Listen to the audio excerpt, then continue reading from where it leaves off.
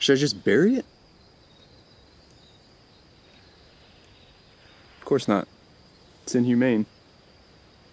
I'll be honest, I've never killed anything this cute before. You're a musician. I'm sure you've got all kinds of worldly experience. Man! Well, good afternoon. We are here with Aaron Oberst, who portrays Mark Quintanilla in The Chimera Effect. How you doing, Aaron? I'm great, man. How you doing? Doing great, man. Doing great. Thank you for taking the time. You know, we just want to talk a little bit about who is Mark. That's a good place to start. Who is Mark in this story, and what was your process to bringing Mark to life in this story? Oh, man. Okay, so Mark is confident. Okay. He's the guy that, like, would tell you facts that he doesn't actually know and would be totally behind them 100%, and they'd be 100% wrong. Yeah. Right? Okay. So, but he's, he spends his time smoking weed, doing some fantasy draft stuff. Yeah. He has an allowance. So he basically just chills. He's like, he just doesn't care that much. Yeah. Like, he cares about his wife, and he cares about the things that are, like, important, like relationship. Mm-hmm. But then everything else just slides. Okay. Just kind of mellow yet fun. Yeah. He just wants fun, man. Yeah. That's it. Like, around every turn, he's just looking for some way to have fun, which is also a defense mechanism. Yeah. But whatever. Okay. No, that's an interesting take on that character. How did you prepare for Mark? That's a great question. How did I prepare for Mark? I pretty much just tried to live in that mindset of that nothing matters. Yeah. Like, nothing matters. And just let things slide. Yeah. I mean, that was the main thing, that the non-judgment, the who cares. I mean, I pretty much lived as this dude for like a month almost. Yeah. And it's just been fun because I haven't, like, nothing is that serious. Yeah. Responsibilities are there, but they're not stressors. Yeah. It's just like whatever lands on the shoulders are on the shoulders. It's like, that's fine. I'll just let it go. It's a lot of letting go. Yeah. And a lot of letting go of image, and a lot of letting go of, like, who cares what I look like, what I'm doing. I'm just going to have fun. Have you found that to be freeing for you as an actor to take on that type of persona? Absolutely. Because a lot of it is like shedding eyes, one, shedding my own eyes on myself, but then also shedding my awareness of other people, and whether or not they like me or they don't like me. Mark doesn't care. Yeah. Mark genuinely does not care. So...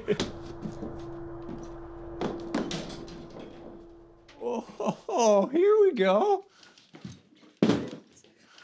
Here? Dude, have a little respect. Right. Sorry. He's just going to be him, man. And I think that's the most freeing part of the role, is that he just doesn't care. So if the camera's rolling and other people are watching, it's like, it's as if it wasn't happening. Yeah. One thing about Mark is he is not selfish. Like, sure, he has an allowance. Sure, he doesn't do too much, right? Mm-hmm. But he'll take care of his family first thing. And he'll take care of Veronica at every turn, no matter what. And for me, it was like that love. I wanted that love, and I still want that love to translate. It's like love for Veronica. I just wanted that love to breathe. Like, this is a family man who's a giant child himself, right?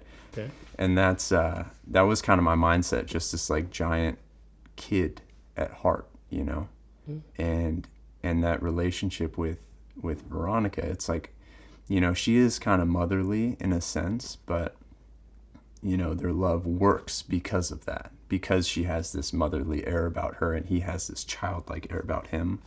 They just kind of fits like a puzzle piece. At least that's where my head was at. Great. So Great. I don't know if that came through, but no, I'm sure it is, and it does. How does it feel when you step outside of the family element of the Quintanillas, and you're starting to deal with Sammy and Norman and Francine? How does that make Mark feel? Sammy feels like, because Sammy's Veronica's like best friend, Sammy feels like an extension of Veronica. So it's as if like however I would treat Veronica is how I would treat Sammy, just out of respect for her. Norman, you know, Norman's a little bit of a shyster. He's a little shady, you know, and I don't know. Mark has a little bit of a BS meter, and somehow can just like feel that there's something a little bit off, but like he also doesn't care. Like he's not going to spend his time worrying about it. He's just going to be like, oh yeah, that's a little weird. Okay, whatever. So even with Francine, it's like he just wants to bring everybody's smiles out, you know? And if he can do that, he's going to do that. And if he can't, it's a little bit of a bummer, you know? And as soon as, you know, the fight happens, he's just like, all right, dude, I've tried. I'm over it. Like, I'm done. Like, I'm done. Yeah. Like, I've tried to make everybody happy. I've tried to be fun. I've tried to, like, you know, make the best of this whole situation. I missed my whole draft for this. Like, and now I'm going to get punched in the face, dude? Come on. How has this story and this character, what has it done for Aaron as an actor? What's it done for me? You know, and what have you gained from man. it? Yeah. So much. Okay, so one, like we were talking about the confidence and the just like shedding of eyes and judgment, right? So that in itself has been transformative for me, just like the shedding of judgment. Yeah. But also it's just this level of like you get up and you just, who cares? Yeah. Like, who cares? Good deal. Yeah, so you just get up and like just living like Mark made me realize a little bit more like that nothing really matters. You know, like we're all gonna die someday, right? And at the end of that, it's like nobody's really gonna remember all this. You're gonna have regrets of things you didn't do, not of things you did, you know? And it's just odd that Mark, of all people, would teach me that, because he just doesn't really care about anything. Right. But it's that like love, you know, and there's an aspect of that love too, which is really interesting, and just connecting with fellow actors and like feeling that love, and something kind of resonated with me during the whole process was that the love that I have has nothing to do with anybody else. It doesn't need to be turned off.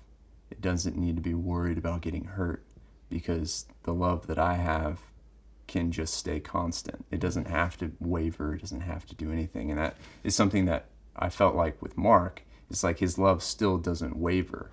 Even towards the end, he still goes and he looks for Sammy, you know, because he loves Veronica, and Sammy is an extension of Veronica, you know. He even kind of like, he'll stand next to Norman even though he hates the guy. Yeah. But it's just like that love, just kind of being a constant situation, you know, instead of it being this thing to be protected. It's just this thing that is. Yeah. And that kind of blew me out of the water for a good minute, you know, just trying to be like, what does that even mean? Yeah. Yeah. And finally, why should people go see the Chimera Effect? Oh man, because Mark's funny, dude. No, Chimera Effect actually touches on quite a few mental health issues that are prevalent, especially over the last year that we've had. You know, a lot of people in isolation, a lot of people feeling lonely. Part of what I love about this story is the taking of those mental issues and showing, one, how people help, and then also how people don't, just because of the humanity that they have, you know. Like Sammy, just there's so many moments where it could have ended different for Sammy, you know, and the worst thing that could happen is what happened instead, and that is what brings her to this point where she's pretty much taken over in a different person, you know. This is like more of a horror thriller film, right? But it tackles like some mental health issues and some other major issues, and there's some cool comedic moments from various characters such as Mark. Thank you for sharing with us, Aaron, and we look forward to seeing you as Mark in the Chimera Effect, and you enjoy the rest of the afternoon. Thanks, man. Thank you. Yeah. All right.